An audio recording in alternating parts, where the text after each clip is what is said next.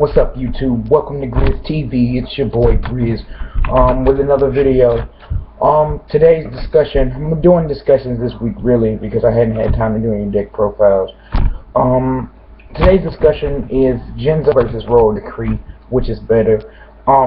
Because this format, there's not a whole lot of traps, but the traps that are run are mainly in the sideboard, and they hurt a lot. They hurt a whole lot. So the question was posed to me, who's better, Jinzo or Royal Decree? And my answer is, it depends. You have to look at the fact that Jinzo, as far as effect-wise, is better, but he's a lot more vulnerable to things than Royal Decree is. Jinzo says you can't activate the cards.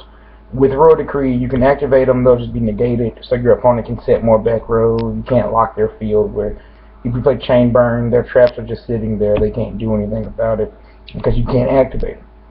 So Chain Burn sits there and loses the game. They burn through all their resources and they lose. Whereas Royal Decree may do a little less damage.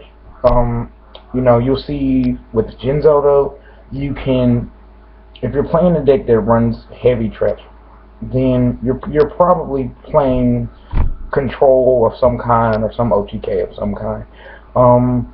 Madolches will just send them back to the deck. Dragons will just take them with Dracossack. Dragons don't play a lot of traps, but they do play a couple in their sideboard. They're a little troublesome. Six Sams will outswarm him. He's a relatively small monster. As far as monsters are concerned, you can Raikou, Fire, Fencing Ferret. There are a lot of things you can do to Jinzo.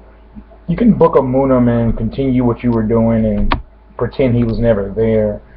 You can lance him. There's a whole lot of things you can do to Jinzo.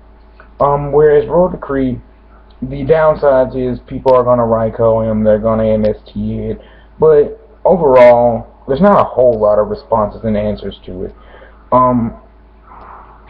In my sideboard, if I'm playing like Frog Monarch or Ghost Streak or something like that, then where I spam a lot of monsters, Karakuris is a good example too. You could play Jinzo, you can play Jinzo where Jinzo is obviously going to be just part of a larger combo. But as far as the deck that plays, it's a slower playing deck that just wants to stop you from hitting them with heavy traps until they draw their stuff, Royal Decree is a better choice in that sense. Because if you sit there with a Jinzo on your board and you can't make anything, your opponent's eventually going to get over it. You may be able to push for 24 damage, but Book of Moon, Scapegoats, there are a lot of things that you can do with Jinzo. In my sideboards, I tend to hold Royal Decrees if I have to choose one. I tried Jinzo and Karakuris, and it worked out pretty well just because I could go into a level 2 tuner and turn him into a Beretta when I was tired of him. Or lance and protect him, dress and protect him. But Protect the Jinzo isn't as fun as Protect the Beast, honestly, where you thin out the unneeded cards. Anybody who knows my playstyle knows I play about 50 cards per deck. People complain about it, they hate about it, but it works. So tell me what you guys think. What do you think is better, Jinzo or Royal Decree?